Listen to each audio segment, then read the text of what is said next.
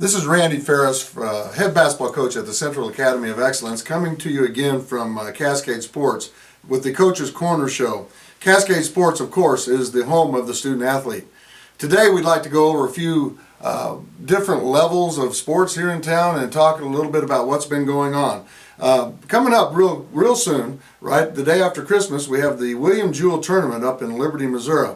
This is one of the top tournaments in the greater Kansas City area, and Larry Holly, the head coach at William Jewell, has done a fantastic job with that over the years. This tournament is always divided up into 3 different 8-team brackets, and the brackets this year are headed up by a number 1 seed in each bracket. In the first bracket, Lee Summit, who is now the number 5 ranked team in Class 5 in the state of Missouri. In the second bracket, Blue Springs South, the number 10 Class 5 team in the state of Missouri. And then in the third bracket, it'll be Liberty North, another Class 5 team heading up that bracket. For teams like mine that we're going into that tournament, it's a good chance for us to get a chance to upset one of these big dogs and try to knock them off a little bit. So we're all headed into that tournament looking upbeat and looking to see what we can do. I know last year, us at Central High School, we were able to beat Kearney, who's a Class 4 team. Actually, was a Class 4 district winner last year, and that was a big win for us, and it gave our kids something to hang their hat on and help us to improve as the season went on. So I think all over the city, basketball teams are looking ahead to that William Jewell tournament as a way to build on the rest of the season. Recently completed was the Avila Shootout, which is a Kansas versus Missouri format, and it's just a 1-game schedule, not really a tournament, but one team from Missouri will play one team from Kansas, and it goes on for 3 days. In that tournament, Blue Springs South was able to defeat McPherson 71-60. Rockbridge lost to St. Thomas Aquinas 54-46. In the game between Lee Summit North and Blue Valley North, it was a squeaker. Blue Valley North pulled it out 57-54. And in the game between Blue Valley Northwest and Sumner, this was a game featuring 2 Kansas schools, but this game was Blue Valley North over Sumner 71-41. In the game of Rockhurst versus Blue Valley West, Rockhurst was able to pull it out 49-41. And in the game Hogan Prep versus Shawnee Mission East, who's been very strong, defeated Barstow earlier this year. Shawnee Mission East was able to defeat a very, very strong Hogan Prep squad, 88-74. And then in another game, Lincoln Prep wasn't able to pull it out against Olathe East. Olathe East prevailed 81-55.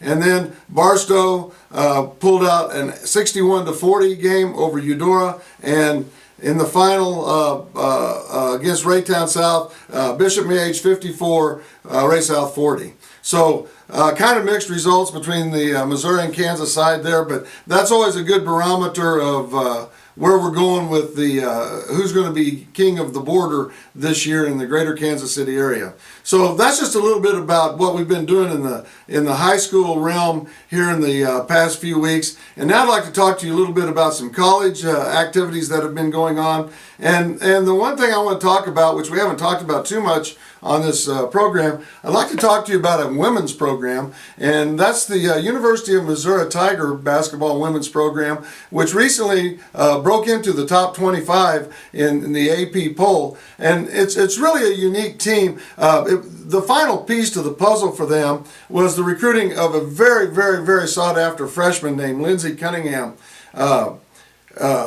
Sophie Cunningham. Her sister is Lindsay, that I'm going to talk about in a minute. Sophie Cunningham is the freshman who was the prize recruit that has come in, and she's basically just dominated the early season awards for Freshman of the Week and Freshman of the Week in the conference and Freshman of the Week in the nation, and she's been a very dominant player so far.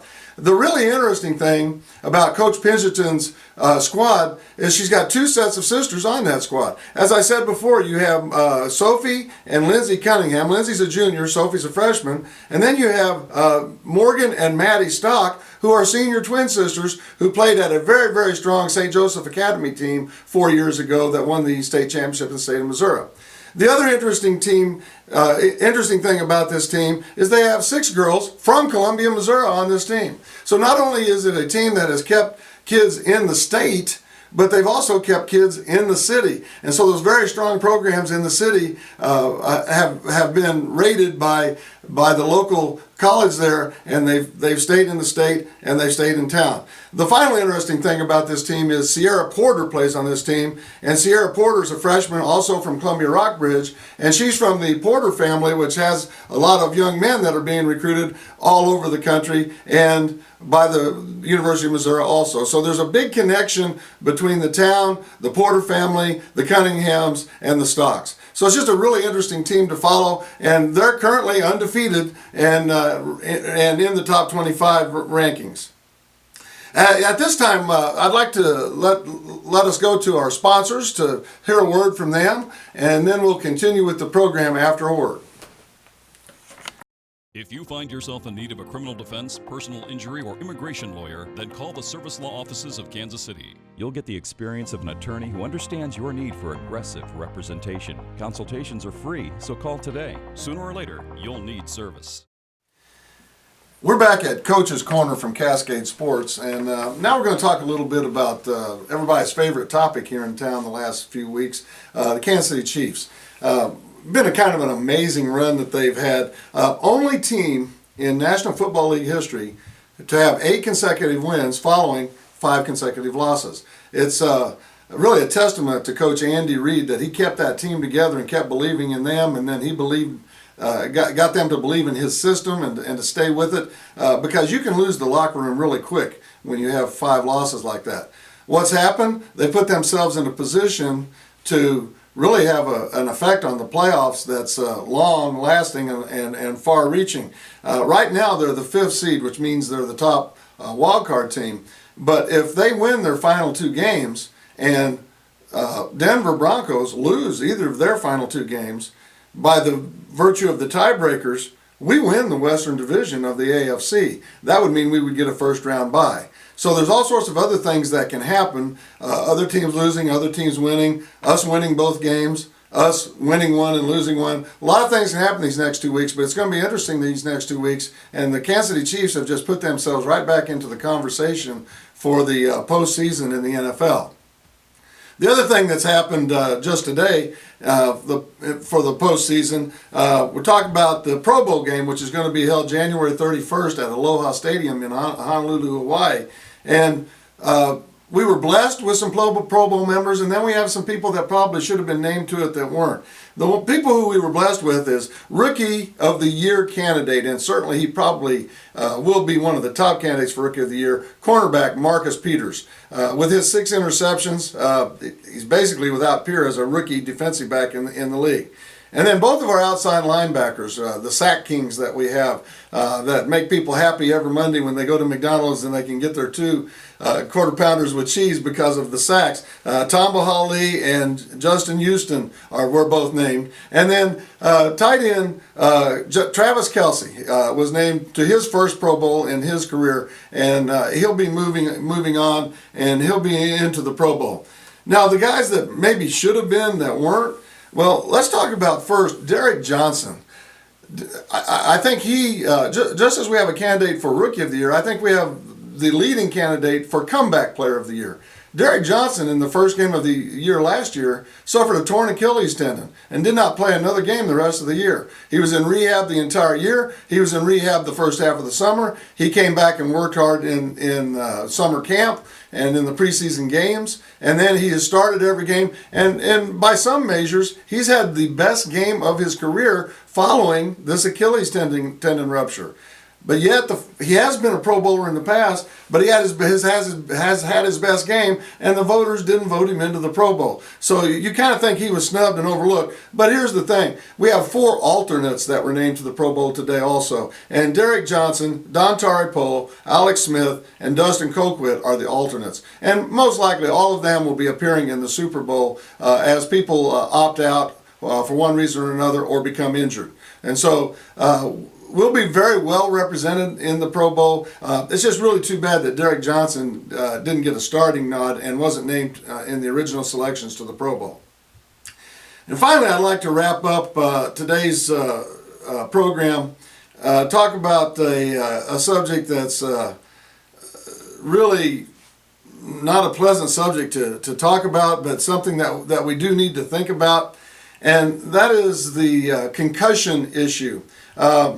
Just today also, the NFL has kind of tabled their discussion of concussions, and basically all that's doing is kicking the can down the road because something's going to have to be done with the issue. What is the nature of the issue that we're talking about? It is that concussions can cause a chronic and long-lasting effect on a person's brain. The numerous concussions that a player has in his career, and we're talking a career which means Pop Warner, high school, college, and pro, because concussions are happening all along the line. And what's happening is brain injuries are occurring all along the line, and a dementia called chronic traumatic encephalopathy, and obviously you can see why people call it CTE for short, because the scientific names are a little bit hard to say, but they call it CTE. That's a really, really dangerous issue. And in fact,